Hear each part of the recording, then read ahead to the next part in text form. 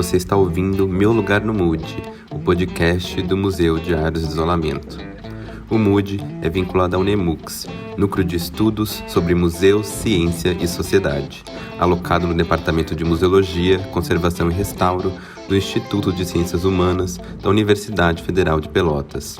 Sediado em território digital, é um museu de virtuais conexões, no qual a navegação é potencializada por diálogos. A temporada da vez traz a temática diversidade de vivências na pandemia, com o objetivo de compreendermos e conhecermos múltiplas experiências neste período de isolamento. Convidamos a todos a fazer parte desse movimento. Fique agora com o episódio de hoje.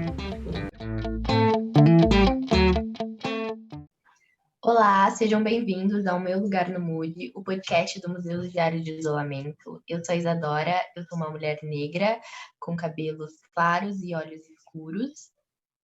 E eu sou a Nicole, uma mulher branca, cabelos castanhos, olhos castanhos e usando óculos redondos e grandes. E hoje a gente está aqui para falar do tema diversidade de vivências na pandemia, com a professora da Rede Municipal de Herval, do Rio Grande do Sul, sul do Rio Grande do Sul, e que vai nos contar um pouquinho sobre as suas vivências no período da pandemia. Seja bem-vinda, Ana, obrigada pela participação. Fique à vontade, se apresente, fale um pouquinho de você.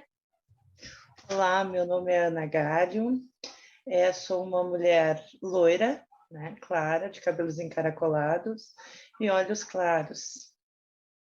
Obrigada pelo convite, estou muito satisfeita de estar aqui com vocês.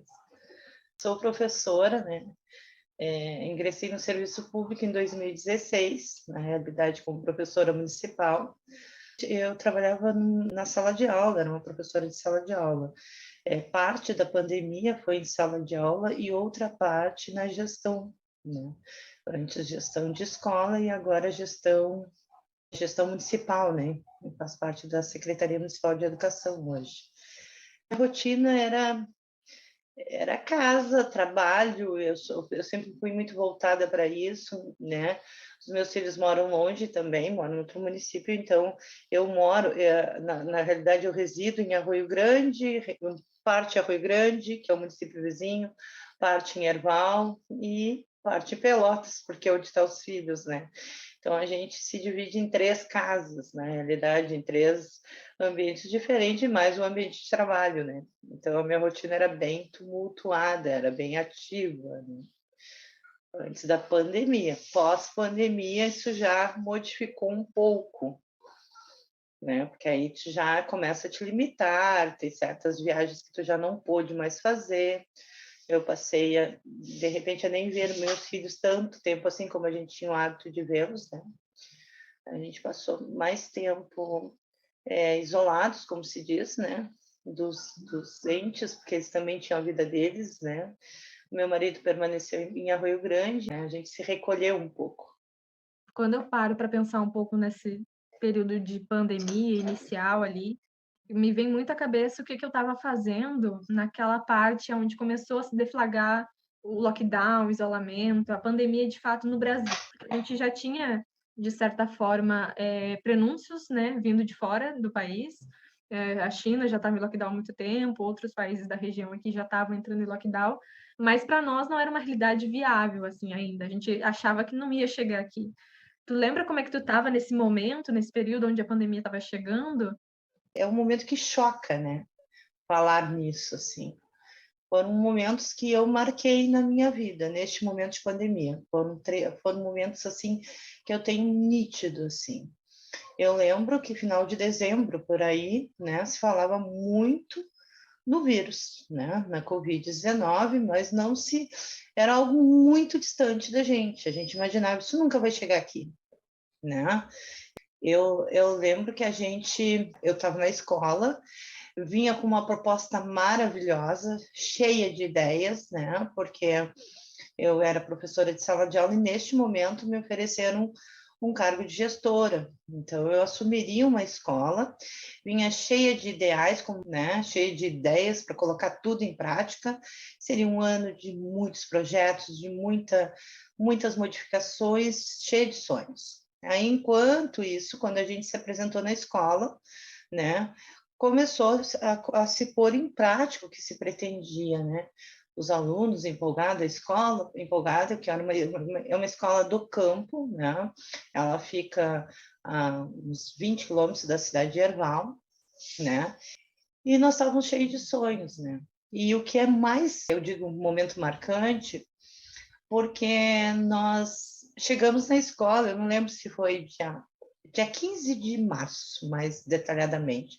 Nós tínhamos uma semana de aula, né? E aí veio a notícia, né, de parar, né? Que havíamos que parar.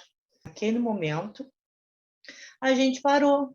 Mas o que é mais engraçado disso aí que me marcou é porque eu costumo dizer que a escola ficou fantasma. E isso me deixa uma angústia, uma tristeza muito grande, né? Porque a escola estava toda reformadinha, pronta para esperar os alunos. Então, a gente trabalhou uma semana com ânimo e aí diz assim, para por agora, né? Semana que vem vocês retornam, vai passar. E aí a gente foi para casa, porque lá nós temos o hábito, nessa escola, em todas as escolas da rede municipal aqui, a gente faz isso, porque os alunos eles estudam o dia inteiro integral, então o material do aluno fica na escola, todos os pertences, assim, o que eles levam, permanece na escola. Eles retornam, eles vão para casa, mas o material está ali. E quando a gente parou e que foi embora, foi uma coisa assim, como se dissesse assim, arrancaram eles de dentro da escola, tiraram eles de lá. Ficou o material, permaneceu tudo exatamente como a gente saiu, com a ideia de que ia voltar na semana seguinte. Aí não voltamos. Na próxima nós vamos voltar. Não voltamos. Na próxima nós vamos voltar. E a escola era muita nostalgia. Por quê? Porque a gente abandonou a escola, no sentido de vamos todo mundo para casa, tem que se resguardar. A gente fez campanha junto aos alunos, né? Para se manter em isolamento, para evitar, né? A gente depois se reuniu com um grupo de professores, para a gente não com a ideia de aprendizagem, de ensinar os nossos alunos lá na casa deles, não, mas com a ideia de manter aquele vínculo deles com a escola, porque a gente sabia que muitos deles dependiam da escola, né? E não só uma dependência física, vamos pensar assim, mas aquela dependência psíquica, eles precisavam do nosso apoio. Então, a gente não podia jamais virar as costas para esses alunos. Então, a gente manteve um atendimento de 15 em 15 dias, a gente se deslocava no transporte escolar e ia até a casa de cada um deles, entregar um material, de fazer aquela conversa com a família, de saber como é que eles estavam, muitos passando necessidade, passando fome. A gente fazia campanhas para levar o alimento, para levar agasalhos, né? Dentre outras coisas que são necessárias e que se fazem necessárias, além de uma boa conversa, a gente sabia que tinha crianças assim, ó, que precisavam, que os lares não eram tão agradáveis assim, que muitas vezes eles procuravam o refúgio na própria escola e hoje a escola estava fechada, né? Então, a gente procurou fazer uma escola itinerante, vamos pensar assim, de ir até sua casa, de não abandonar essas crianças. E eu participei de estudo, então, eu sou portadora de lúpus, né, que é uma doença autoimune, né, e que realmente eu era um grupo naquele momento de risco altíssimo, onde a gente pensava assim, ó, pegou a Covid e morreu, né? Vai morrer, não tem outra saída, né? E eu pensava, eu digo, eu tenho medo da morte, quem não tem, né?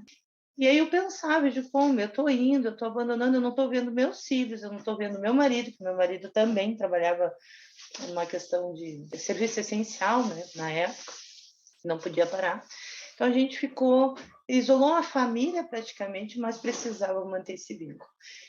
E essa escola, ela era local de votação, né?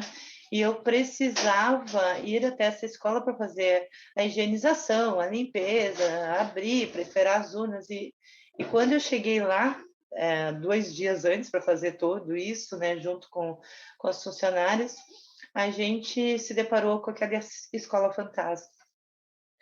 Uma escola que me trouxe muita nostalgia, eu chorei muito. Parecia assim que tinha arrancado as pessoas dali, porque ficou o caderninho do aluninho A em cima da classe, ficou a garrafinha d'água no canto, sabe? E aquilo a gente pensava assim, pô, nós não voltamos, nós não voltamos. Quando vamos voltar? E estávamos no meio de uma pandemia, né? Que a vacina também era algo muito distante, né? Da nossa vivência. Foi muito complicado, né?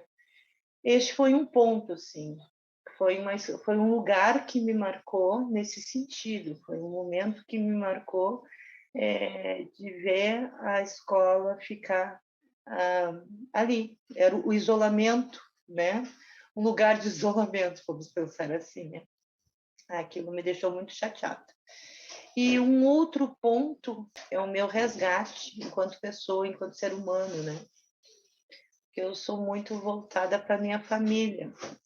Me doía por dentro em saber que eu não ia ter, talvez não ia conseguir vê-los, não ia conseguir chegar perto, e o medo, né? Os medos que se criam diante disso. E se eu pegar esse vírus e eu não vê-los, e eles não puderem me ver, né? Como acontecia casos e casos, né? E um outro sentido também da pandemia que veio, né? Para me propor isso. Então, eu digo que o dia é muito curto, né? E a gente faz tanta coisa no dia que a gente esquece dos pequenos detalhes. E o meu pai é uma pessoa doente, muito doente, extremamente doente, e ele passou a morar comigo.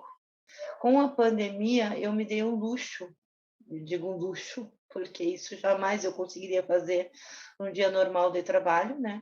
De fazer parte disto. Então, eu consegui ficar com ele 1 ano e meio, dentro de casa, fazendo o alimento dele, cuidando dele, por mais que a gente tenha as nossas diferenças, foi muito bom eu ter feito esse resgate com ele, que eu precisava disso, né?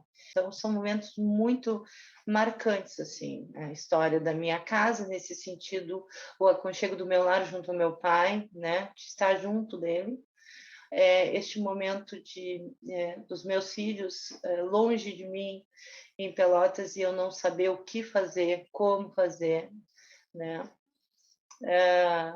E esse resgate de escola, assim, de ver o quanto faz a diferença a escola na vida das pessoas, né? O quanto isso é um diferencial. A movimentação que você faz é incrível, assim, a gente percebe como a educação é transformadora em todos os sentidos e como tem lados ruins da pandemia, a gente sabe, enfim, não foi um momento fácil para ninguém, mas também essa conexão com a família é bem importante. A sua fala foi bem aconchegante nesse sentido. Pegando o gancho da Isadora, eu vou voltar um pouquinho ali onde tu fala dos teus alunos, de como que era difícil, inclusive, ter acesso à alimentação, que é o básico, né, para qualquer ser humano, todo mundo devia ter direito à comida. Como é que funcionou esse processo de acesso? Porque as dinâmicas se tornaram virtuais, né? Como é que se deu isso nas escolas, na escola que tu atendia, com as crianças que eram teus alunos? Tinha acesso, não tinha? Como é que se desenvolveu essa dinâmica de estudo, de contato através com eles, assim?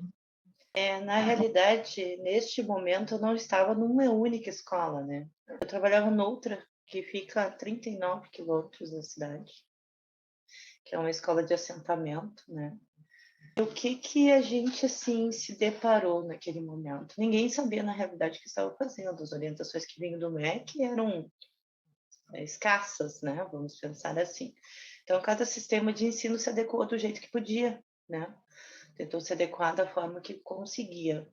E, como eu disse bem antes para vocês, assim, a gente não pensou em aprendizagem jamais nesse momento. Tudo que a gente tinha ideia de que ia retornar. Depois se vê o que faz, né?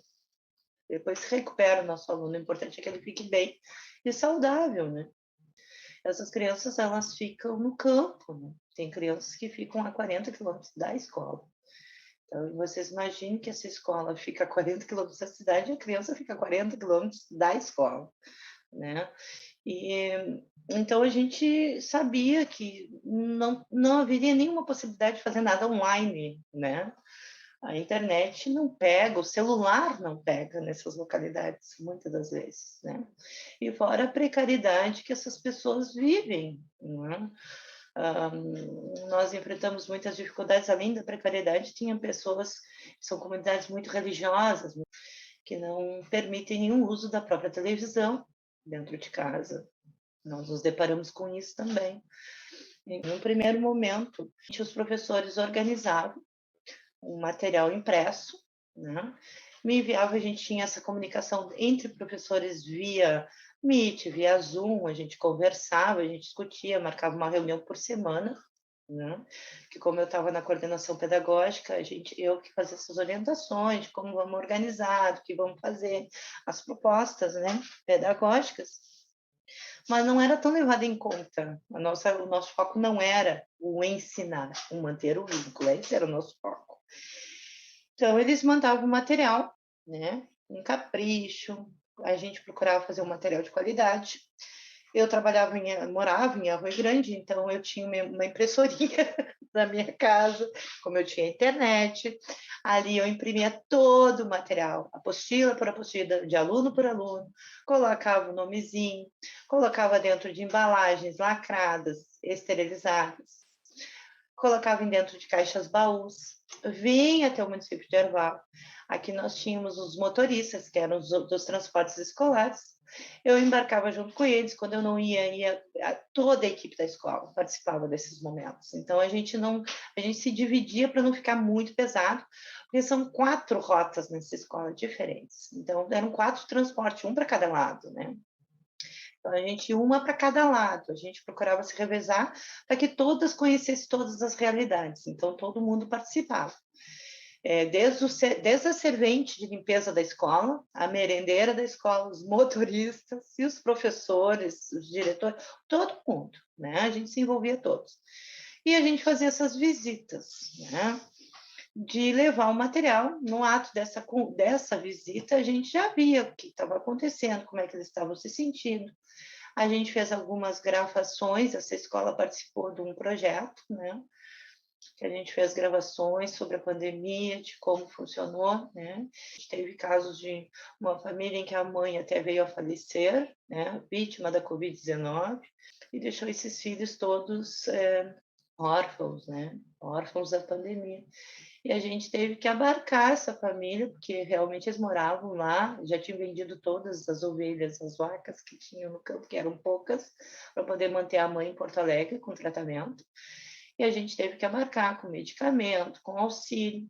E a gente se juntou, assim, à escola em si, porque é a comunidade escolar, eles fazem parte disso, né? A gente não podia deixar desabrigado. Cada professor tirava do seu bolso 1 quilo de alimento, uma roupa, e a gente ia levando conforme as necessidades, conforme ia aparecendo. O que nos preocupou bastante, né? Neste momento também, como não tinha acesso a essa internet, a gente também produzia DVD, para quem tinha o DVD em casa. A gente mandava as aulas gravadas, os professores faziam podcast, faziam vídeos, né, dinâmicas por DVD. A gente gravava o DVD, porque alguns tinham DVD, então levava o DVD para todos, mas os que tinham acesso olhavam o DVD, já ajudava. CDs, né, CDs gravadinhos, a gente levava. O interesse deles era tão grande que alguns deles chegavam a fugir da sua casa para ir na casa do vizinho assistir a TV, no horário que a mãe não visse, entende? E isso eles nos contavam: prof, eu fui lá, eu assisti o vídeo, eu vi o que a senhora disse, eu sei que o professor explicou, né? Muitos deles conseguiam ligação, iam, assim, caminhavam não sei quantos quilômetros da sua casa, procurando o sinal do celular para ligar e para dizer: olha, prof, eu não consegui mandar a apostila dessa semana, né? Mas eu fiz, a semana que vem eu vou mandar entregar. Então, isso a gente via que estava funcionando, que estava mantendo o que realmente a gente queria, que era o foco do domingo. E isso eu fazia nas 2 escolas, tanto nessa da Manuel, quanto na outra, né? Quando eu ingressei na Secretaria de Educação, que a proposta já era diferente, era transformar, né? Fazer a diferença, né? Buscar o novo diante de tudo que a gente tinha vivido, já com mais orientações. E aí a gente fez outras propostas. Aí a gente levou a voz da escola, criou um projeto, que era um programa de rádio, onde os professores gravavam e a gente falava uma vez por semana, cada escola gravava os seus áudios e levava até os cantos da cidade, assim, eles podiam assistir a rádio local e com isso aprendiam, né? Curiosidades e por aí vai. Diante disso tudo, desses processos na escola, e essa relação, esse vínculo que você fala com os alunos, e essa transformação também no ambiente familiar, como foi conciliar tudo isso, na sua vida, assim, pessoalmente, assim, essa sobrecarga?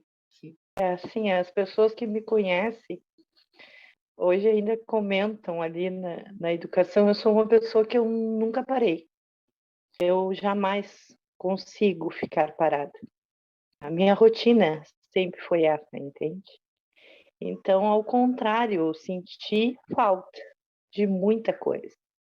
Eu não consigo ficar parada. Eu consegui fazer ao mesmo tempo, há um tempo atrás, 3 cursos de faculdade de graduação ao mesmo tempo, né? Mesmo na minha casa, quando eu estou na minha casa, eu invento algo para fazer. Não foi desgaste, mas foi parecia que faltava algo, porque aí tu acaba te limitando, tu não pode fazer muita coisa, né? É o que eu digo, que o dia tem 24, ele tinha que ter mais 36 além das 24 horas, para dar tempo de fazer tudo que a gente gosta de fazer, o que a gente quer fazer. Então, quando algo me prende demais num lugar, isso me deixa doida. Assim. Eu acho que eu tenho que estar sempre em movimento. E a pandemia fez eu me acalmar nesse sentido, que eu precisava disso. Né? Eu tinha que acalmar, eu não podia fazer todas as coisas que eu queria fazer naquele momento. Isso me deixou doida. Mas sobrecarga eu não tive, embora eu tivesse, como eu disse para vocês, eu estava um período mais forte da pandemia, que foi 2020, eu estava numa coordenação de escola, eu estava com a minha família, eu tinha duas casas para atender, porque Pelotas não, né, mas Rio Grande e Erval. Eu tinha o meu pai, né, os meus cuidados, eu tinha turmas de alunos, né, que eu tinha que planejar, que eu tinha que levar o meu melhor. Tinha toda uma escola para coordenar, né? Depois parte também fiquei na direção, que já é mais uma tarefa, né? Que é bem árdua também. Mas eu me sentia leve, eu me sentia bem, eu não me sentia cansada, sabe? Diante de tudo isso, eu não cansei. Eu só queria me renovar, que eu achava que tinha que renovar, que tinha que fazer diferença, que tinha que ser diferente. Eu era uma pessoa, então, que tinha bastante movimento na vida, assim, antes da pandemia, vamos colocar dessa forma. E aí vem o isolamento que te obriga, de certa forma, a ficar em espaços restritos, né? Pensando nisso, o que antes da pandemia acontecia na tua vida, assim, que depois da pandemia passou a fazer falta, por não poder estabelecer esse contato, essa troca, talvez, com o outro. Essa tua pergunta dá para mim linkar por algo que eu sinto muita falta, né? Toda essa movimentação, já acrescentando a Isadora, né? Linkando também com a tua pergunta ali quanto ao grande volume de tarefas, vamos pensar assim, eu em Arroio Grande, eu tenho um espaço, né, espiritualista. Eu sou umbandista, né, de raiz, gosto muito da minha religião, né, e nesse lugar eu era uma dona de casa, uma líder dessa casa, né, e a gente atendia muitas pessoas todos os sábados, né, pessoas que precisavam daquele atendimento, precisavam ir ali para tomar um afago, um conforto, né? Pessoas necessitadas, pessoas doentes, pessoas com problemas.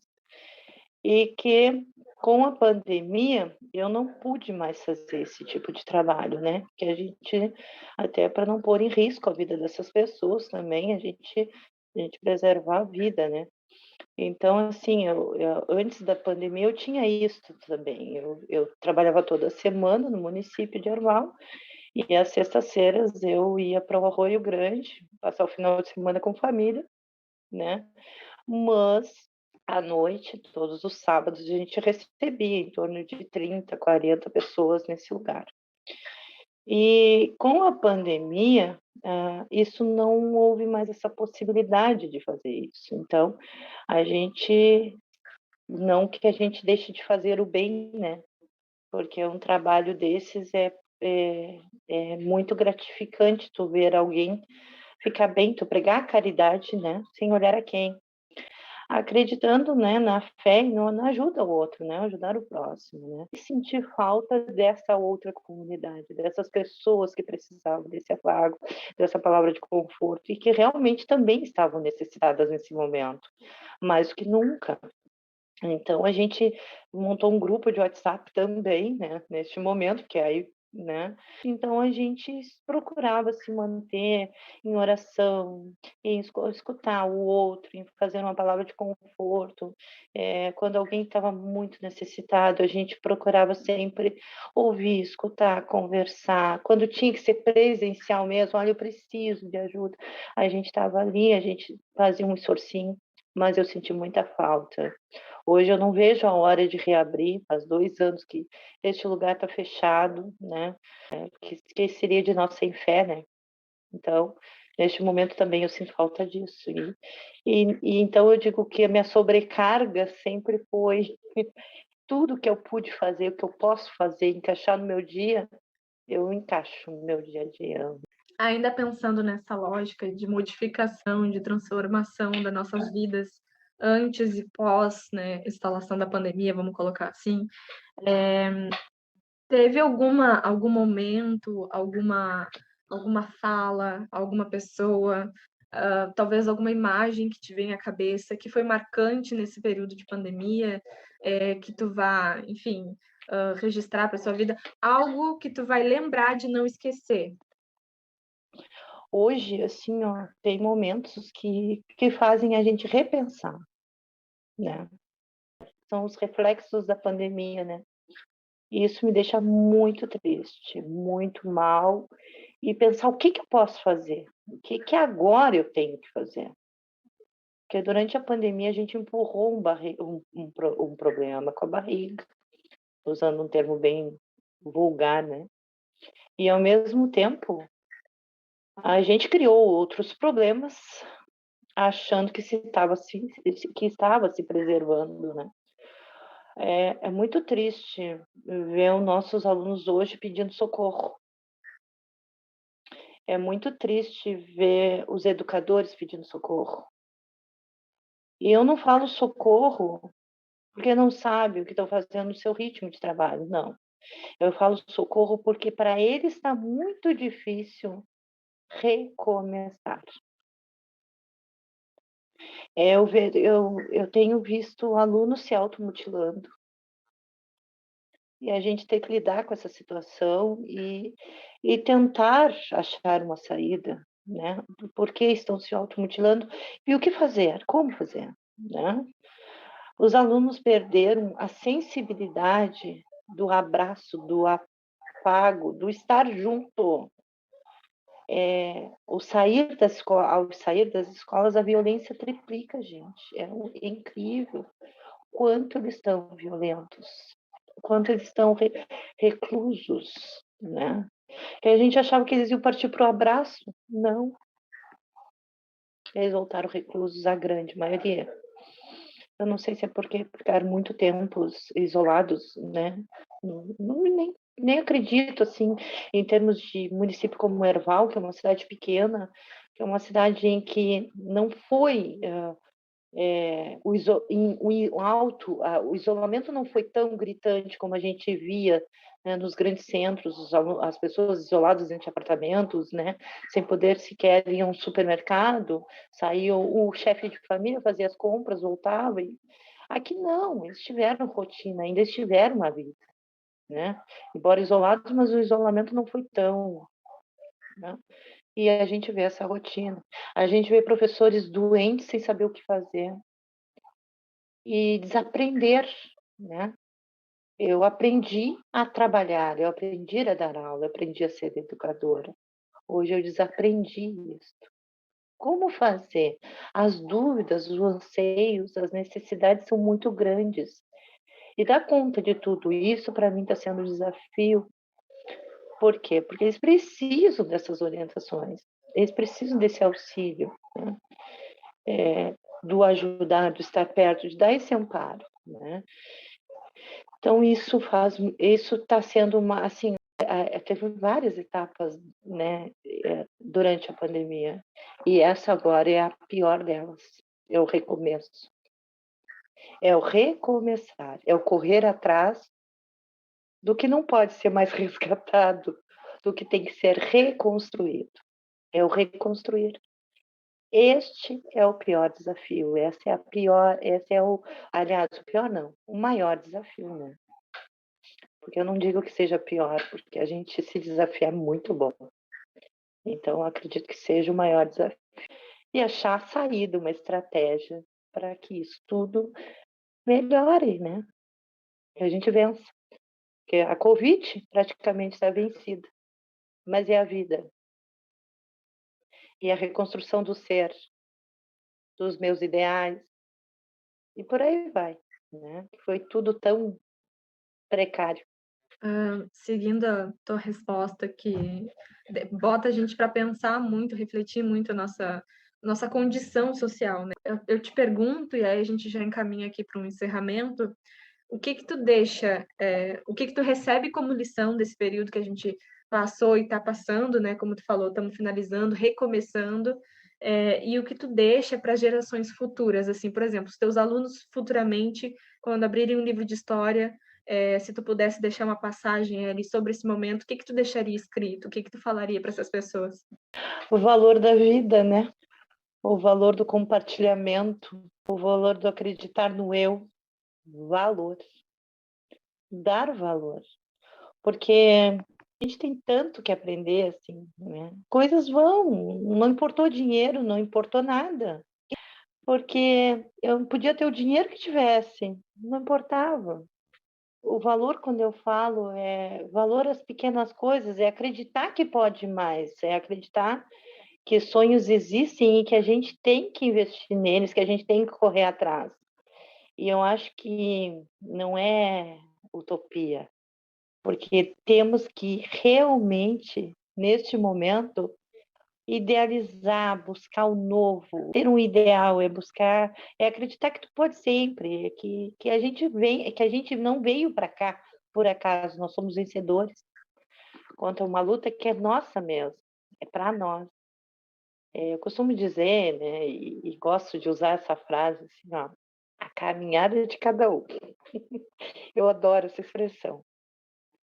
Cada um tem a sua caminhada. E cabe a gente decidir o que é melhor e buscar o melhor. E idealizar, focar e vá em frente. Não acostume-se. Busque inovar-se e renovar-se. Isso é. A chave é essa. Não acostume-se. Não dá hoje, dá amanhã. Não deu amanhã, dá depois da manhã. O momento vai chegar. Nós vamos conseguir. Então, a prova disso foi a pandemia, né?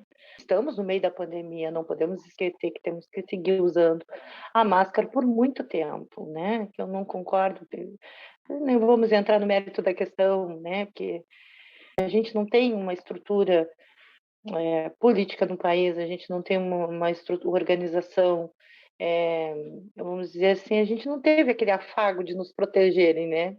A gente não teve a proteção, assim. Mas mesmo assim a gente se protegeu. A gente se protegeu. Então, acho que é isso, é ser um pouco egoísta, é proteger-se, é cuidar-se e ir adiante. Essa é a minha mensagem, acho que é até meio extensa, né? Mas eu acho que essa é a minha mensagem.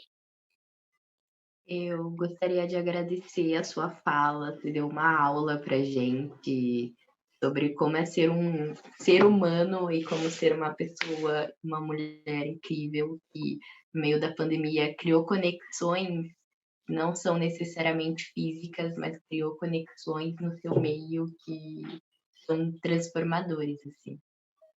Então, a gente fica imensamente feliz e é como tu disse, a caminhada é individual, mas a construção desse caminho, dessa estrada é coletiva, né? Então, a gente Exatamente. não constrói nada sozinho e por isso é muito importante a colaboração de pessoas como tu nesses projetos. E é isso, a gente fica à disposição sempre que precisar também. Muito obrigada. Eu agradeço a oportunidade, gente. Acho assim, ó, que não tem espaço melhor que a universidade, que esse espaço de vocês, para a gente pôr em prática toda a nossa utopia, o nosso ideal. É o melhor momento, né? É acreditar e criar. A vida é essa, né? É viver e criar. Então, assim, ó, sigam. É gratificante, é muito bom conversar com jovens e sempre que quiserem, eu estou sempre à disposição, porque eu acho importante isso. A gente faz uma troca, né? E essa troca enriquece o outro, enriquece a nossa caminhada, enriquece os saberes e por aí vai. E a educação se faz assim, é trocando ideias, é trocando experiências, é criando, é crescendo e evoluindo juntos. Então, muito obrigada por espaço, eu que agradeço. A gente finaliza o podcast aqui. Para mais informações, siga as redes sociais do Mood, no Instagram, Mood Ofipel. E aqui no YouTube, se inscreva no canal, dê o curtir, interaja nos comentários. Se você se identifica com a história da nossa convidada aqui hoje, se você tem contribuições à nossa conversa, deixa aqui embaixo. E é isso, até o próximo episódio.